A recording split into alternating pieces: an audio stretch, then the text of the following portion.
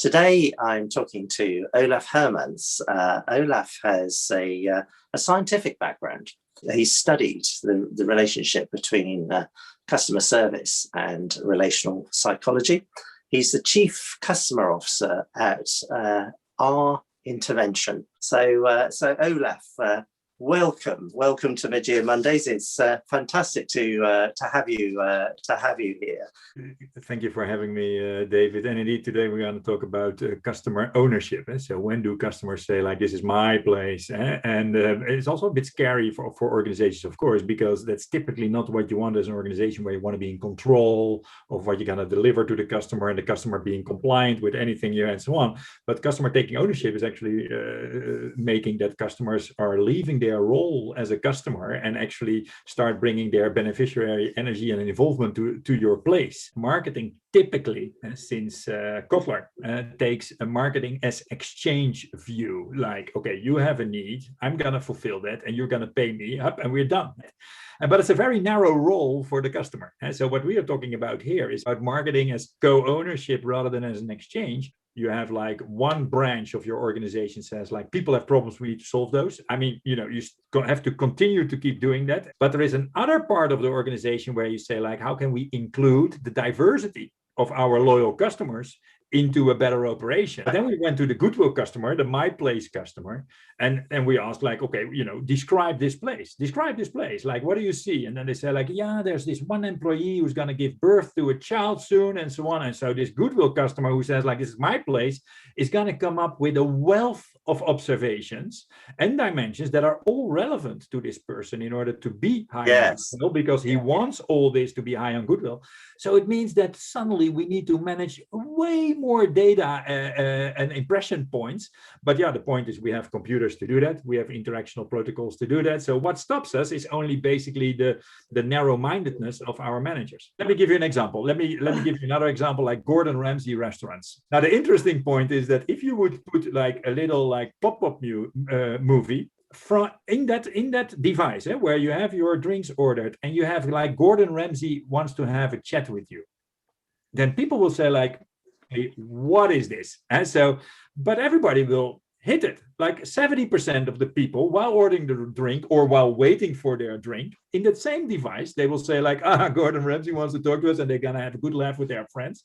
And then it comes up, and then Gordon Ramsay says, like, did you really think, so the video pops up, did you really think that I wanted to talk to you? So there's some kind of the authority that comes down and says, like, okay, here I am, this is my face, but of course I'm not here to talk to you. First, I do want to let you know that I'm here, and if anything happens, if they screw up the experience, I'm here. But then he comes and says, like, look, I need to tell you something.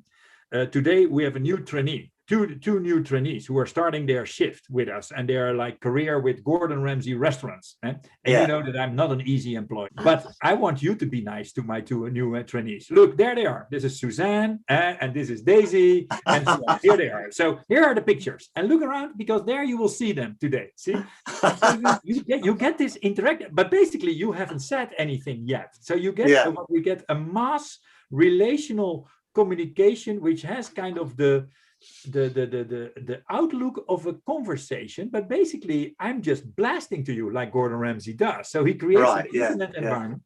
But now the interesting thing is, if I hadn't done this, then basically you would have looked at the trainees and said, like, oh, look, new trainees, you can see it, they are not used to doing their job. So basically what happens here is by already pointing to a vulnerability of the organization before you notice it, you're going to say, like, oh, hey, Gordon Ramsay, we watched your employees, and you just put a form in the tablet where you say, like, what's your feedback on Daisy and Suzanne? Basically what is going to happen is nothing. You're never going to complain or yell as a customer to those trainees, like, basically Ramsay makes you responsible for their education, their coaching.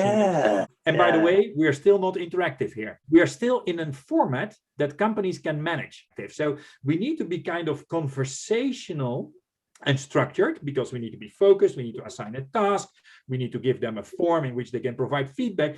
But basically all this goes on in the same technology that asks you to order your drinks. Olaf, it's been brilliant talking to you. Thank you so much for joining us on Magia Monday.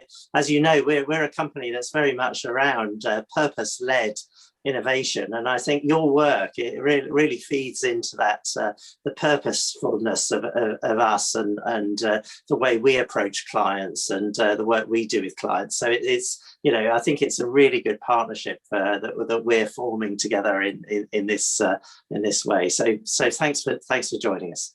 It was brilliant, and indeed we're up for many good things, and I hope your clients will appreciate it. And we're just all here in for them with a lot of passion. So thank you so much, and stay tuned. Thanks. Bye-bye. Goodbye. Cheers.